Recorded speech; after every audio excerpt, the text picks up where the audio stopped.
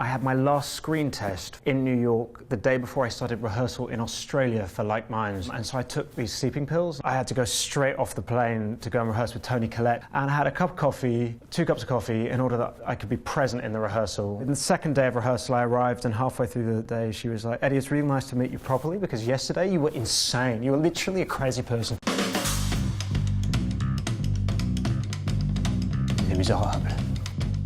I didn't come from particularly theatrical families, but as a kid, my mum and dad would take my brothers and I to, basically, to Les Mis sporadically. So when I heard that was coming along, I was quite keen on the idea. I was doing a film at the time, a film called Hick, in which I was playing a Texan meth addict paedophile with a limp, and down in North Carolina. And I remember hearing that they were doing it, so in my trailer, dressed as a Texan meth addict paedophile, I sort of recorded myself singing a song from it. But it's this very odd thing, because it was directed by Tom Hooper, who I'd worked with and lied to once on another. When I was doing my Elizabethan period, I did another part in an Elizabethan thing. And so I'd worked with him before, and I knew him quite well, and he was a pal. And I was interested in this part, but I didn't want to go to him directly, and but also you don't want him to have the humiliation of telling you that you sing tone deaf and there's no chance of you doing it. So I sort of sent this audition dressed as a Texan meth addict paedophile into the ether, and fortunately it came back. Yeah, and so it was an interesting experience. That. Phantom shadows on the floor, empty chairs at empty tables, where my friends will meet no more. You have this earpiece in your ear, and there's a pianist playing into your ear, but what they record is totally live. So if you're on set, it's kind of ridiculous, because all you hear is these people singing random without any accompaniment. But what's also quite tricky is they were always going to replace that tinkly little piano you can barely hear in your ear with like a huge orchestra at moments. But at that moment, his character's singing about the death of his pals, and it felt that the way into that shouldn't be, I'm about to sing a song. It should be more like him just thinking the thought process. God, that's pretty intense. Tom Hooper is amazing, but the guy is like, he likes to create situations that are real. So, for example, in that film, we build barricades, and rather than like nice shots of us building the barricade, he basically had 5 cameramen dressed up as peasants and had a shed ton of furniture, and to all of us actors playing students was just like, go build a barricade, which was really fun. And I was like, yeah, gritty, real, until a fucking piano was basically falling on my head. I was like, what the fuck? You know, and in fact, I've still got a scar here from this one moment where we're singing this song, Do You Hear the People Sing? And well, this revolution, I suppose, starts in this moment, and we jump off this hearse, and I jump on horses, and he had like, and then Eddie, you ride the horse through there, and you fire this gun, and you do all that, but it was all done for real. And I'm going, this feels a bit dangerous. No, I'll be fine, I'll be fine. Anyway, what happens when you film these things, you get such pumped adrenaline. I had to shoot this flint gun halfway through it, and there's chaos everywhere. Horses, got to the end of the scene, there's blood like pouring all over my hand, and I basically, like, the flint had sliced into my hand. And suddenly they were like, medic, we need a medic to Eddie, there's blood all over this. At which point Tom was like, oh no, what's happened? And I was like, now you come crying, when there's literal blood on our hand. But he kept it real. Elizabeth, the Golden Age. You know, if you're a British actor, you're going to have your period drama moment. Like, the reason sort of British film does well, basically, is we just got like a massive history of stories and of kings and queens and royalty. So if in doubt, we just sort of dig into that. No, I got to work with Cate Blanchett on the Golden Age, and I basically had very little to do except at one point run into Ely Cathedral and scream whore really loudly at Cate Blanchett. I'm in the bed!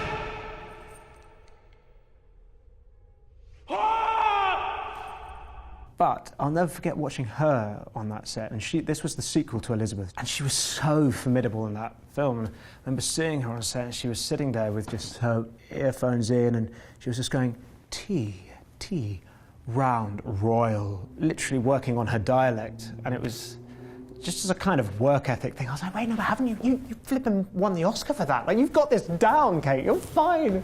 But watching those people that you admire, you sort of see them in the films, you see them on the red carpet, and you forget that in the midst of that is like staggering, wonderful hard work, and the greats like Kate never stop. You know? The Good Shepherd.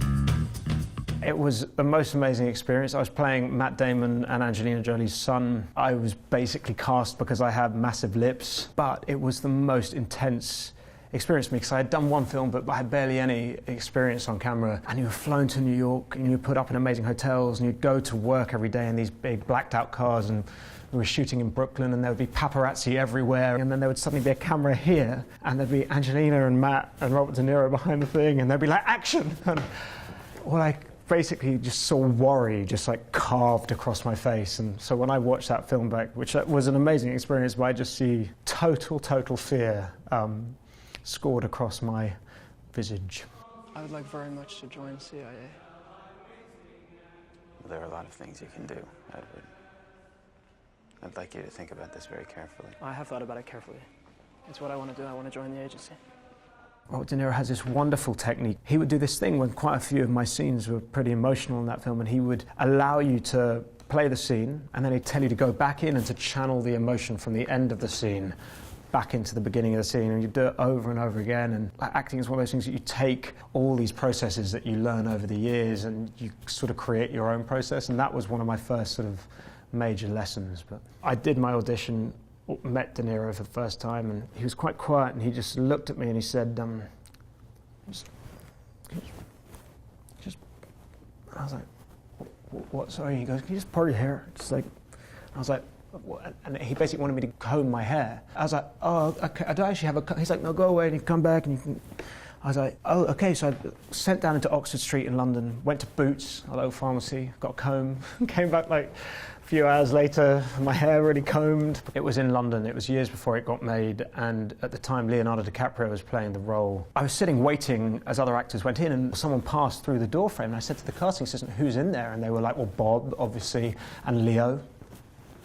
And I was like, what? And he's like, yeah, you're auditioning with Leonardo DiCaprio. And about 2 minutes later, I was there doing this intense scene with Leonardo DiCaprio, playing his son, like breaking down on him. He was like sort of hugging me. I had this time-out moment in which I was suddenly looking down on the whole thing, going, that's Robert De Niro and that's Leonardo DiCaprio, and I have no idea what's going on. So it was quite an intense audition process. That was amazing. I was just like sort of nuzzling into Leonardo DiCaprio's armpit. Jupiter Ascending.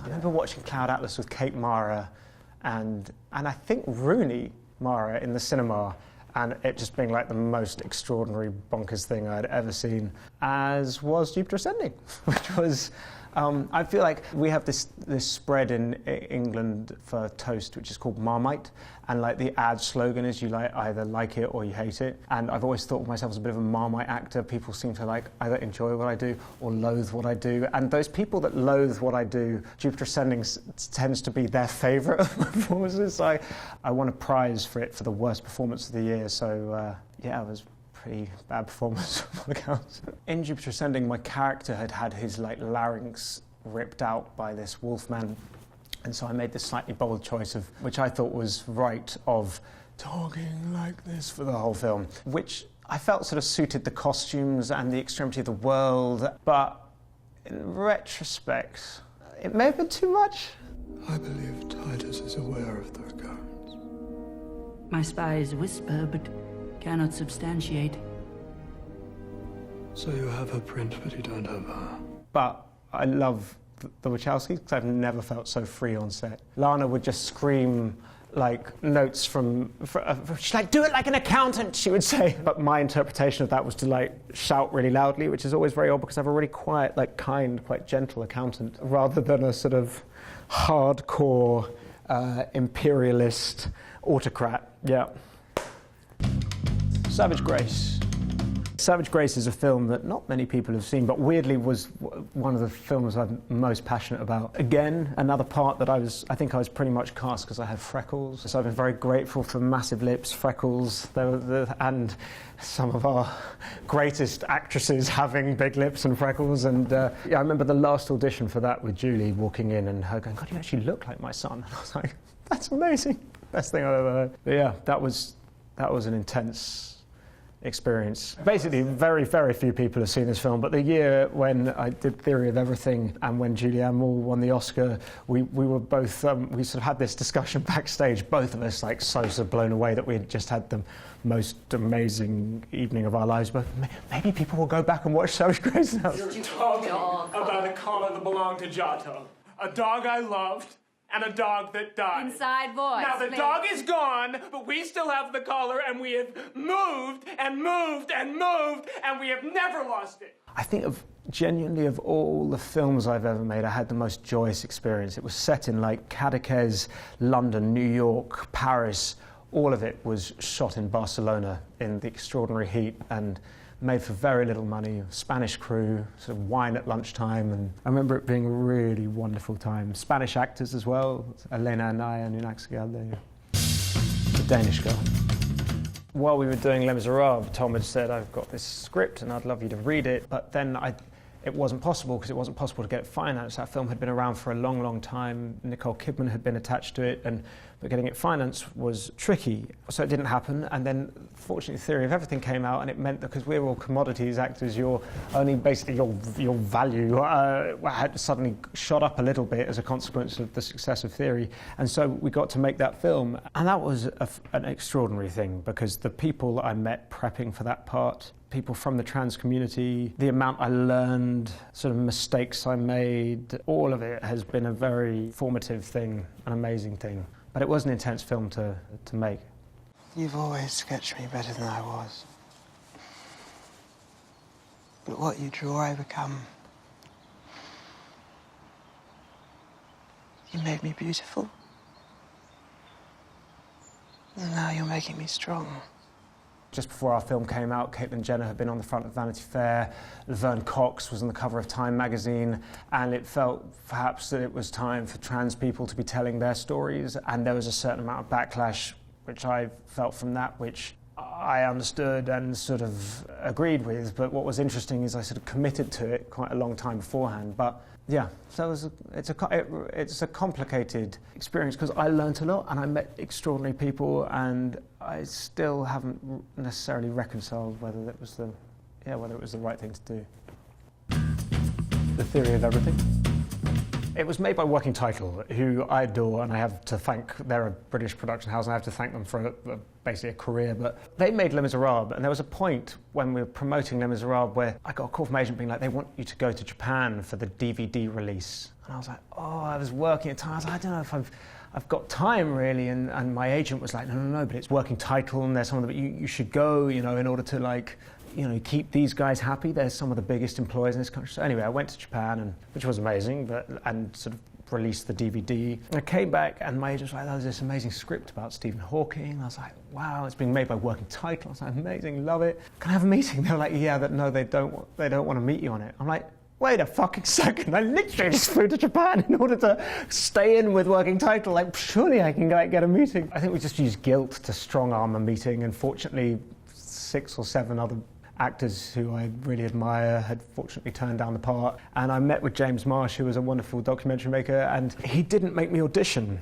We talked about it, and he sort of gave me this part. And when you have that experience, you have sort of complete euphoria followed by utter horror, fear of because I didn't audition for it, how does he have faith in me, because I have no idea whether I can do this. At least if you've auditioned, they've seen some sense of it. So basically what then happened on that film was I was just so terrified that you just have to, if you're playing a real guy who would see the film and is renowned for not mincing his words, and his whole family would see the film, there was basically no question but to just work your balls off, which is what I tried to do. Wouldn't that be nice, Professor? A one simple, elegant equation to explain everything. Winning the Oscar was extraordinary, but I have this thing, I don't know if other people have it, when you're so fueled with adrenaline and you just can't remember anything. The next thing I remember is you get taken straight into this press conference, and there are all these journalists from around the world, but you are literally totally caught in the headlights. You don't know, basically human bodies can't contend with that much thrill and anxiety, or mine couldn't. There was this last question from an Australian journalist that was so Eddie, I hear that these 2 actors from Australia were your massive inspirations and influences, and they're 2 brilliant actors from the Australian television soap called Neighbours, which I grew up watching and loved. Having just been on stage, in front of all these extraordinary people with adrenaline pumping and fueling. Being asked about Neighbours was so surreal that I sort of think I went and sort of passed out afterwards. But the greatest thing that came from that was lovely Jackie, who is extraordinary and plays Susan Kennedy. She heard about it, and then I was offered a part in Neighbours, like just a cameo, which I've yet to take up on. I don't know actually if the invitation is still out there, but I would fucking love. Fantastic Beasts from Where to Find Them. I read the first few books because my brother had loved them and was completely enticed by them. So I kind of loved them, and then I used to go and watch the films every year because it felt like escapism. And yet you also, like, all the characters would kind of touch you. So I was a fan, but the way in which this film came about was kind of the most secretive. So my dad and my family all work in like proper jobs, and my dad has a briefcase, and so I had decided that a briefcase would be my set bag, the thing that I took to set with all my work to try and feel like I was doing a proper job. And I had this call that David Yates, this director, wanted to talk to me about an unknown project, and we kind of went to this club in Soho, and it was next to a fire, and it was like something out of Potter, and I arrived with my briefcase, and he started telling me this story that J.K. Rowling was writing about this character and about these creatures and then about this case, and I gently found myself sort of shoving this thing at the back, my case, from on the table, because I didn't want him to think that somehow I'd come dressed as the character, which quite a lot of actors do, and I don't think is necessarily the wisest thing. Anyway, I eventually got cast in it, and it's been the most, it's been like a shed load of fun. Fantastic Beasts, The Crimes of Grindelwald. They invited me back.